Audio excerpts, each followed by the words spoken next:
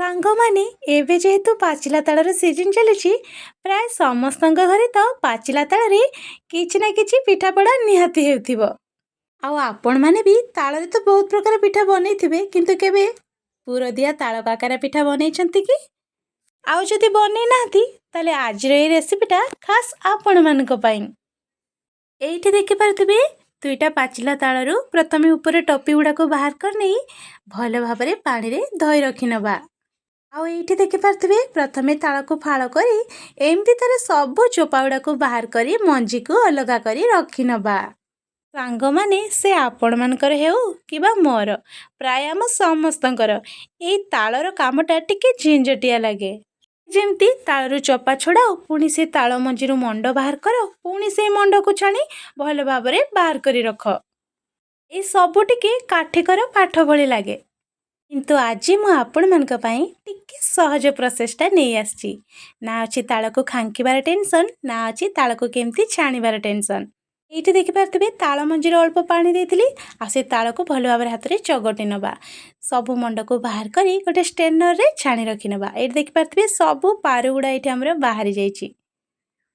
ଆଉ ଏଇଠି ଦେଖିପାରୁଥିବେ ଏଇ କରେଇରେ ହିଁ ମୁଁ ତାଳ ମଣ୍ଡିକୁ ସବୁ ଛାଣି ନେଇଥିଲି। ଏବେ ଗ୍ୟାସ୍ ଅନ୍ କରି ଏଇ କରେଇଟାକୁ ସେଠି ବସେଇଦେବା।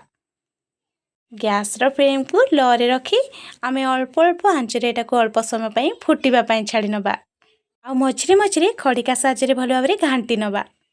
ତାହେଲେ ଯାଇ ତଳେ ଆମର ତାଳ ମଣ୍ଡଟା ଆଉ ଲାଗିବନି। ଆଜି ଆମେ ଏଇ ପୁରଦିଆ ତାଳ କାକରାକୁ ସୁଜିରେ ବନେଇବା। ଆପଣମାନେ ଚାହିଁଲେ ଚାଉଳ ଚୁନାରେ ବନେଇ ପାରିବେ। ପ୍ରୋସେସ୍ ତ ପୁରା ସେମ୍ ରହିବ। ଏବେ ତ ତାଳମଣ୍ଡ ଫୁଟି ଆସିଲାଣି, ସେଇଥିରେ ସୁଜିକୁ ଢାଳି ନେବା। ସୁଜିକୁ ଦେଇ ଖଡ଼ିକା ସାହାଯ୍ୟରେ ଏମିତି ଭଲ ଭାବରେ ଚଲେଇ ନେବା। ଆଉ ଏଠି ଗ୍ୟାସ୍ର ଫ୍ଲେମ୍କୁ ହାଇ କରିବାନି କି ଲୋ କରିବାନି, ମିଡ଼ିୟମ୍ ଆଞ୍ଚରେ ହିଁ ରଖିବା। ତ ଏଇଠି ଦେଖିପାରୁଥିବେ ଭଲ ଭାବରେ ଆମେ ଖଳିକୁ ପ୍ରସ୍ତୁତ କରିନେବା।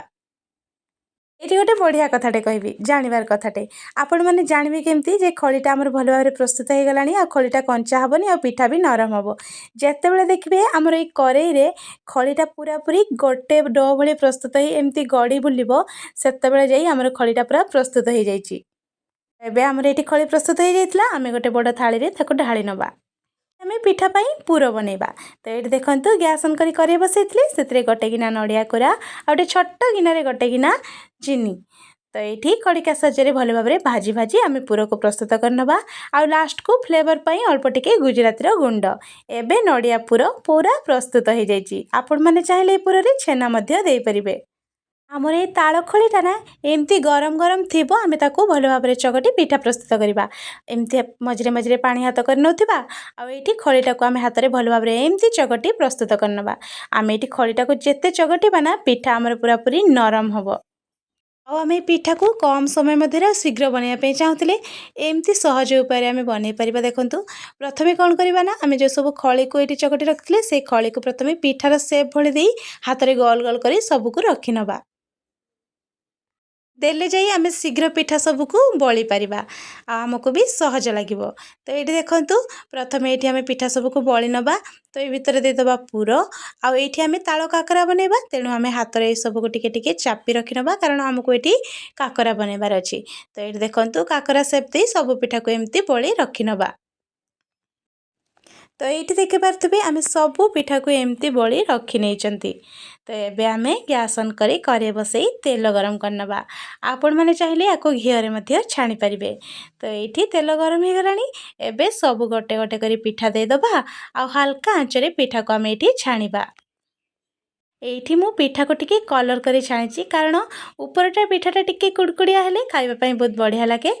ତ ଏଇଠି ଦେଖିପାରୁଥିବେ ପିଠା ଆମର ବହୁତ ବଢ଼ିଆ କଲର୍ ଆସିଛି। ପିଠା ସବୁକୁ ଏବେ ଛାଣି ନେବା।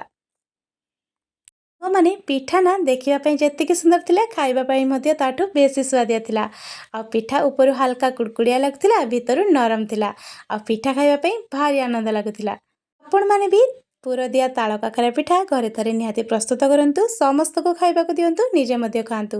ରେସିପି ପସନ୍ଦ ଆସିଲେ ଚ୍ୟାନେଲକୁ ଲାଇକ୍ କରନ୍ତୁ, ସେୟାର କରନ୍ତୁ, ସବସ୍କ୍ରାଇବ୍ କରନ୍ତୁ।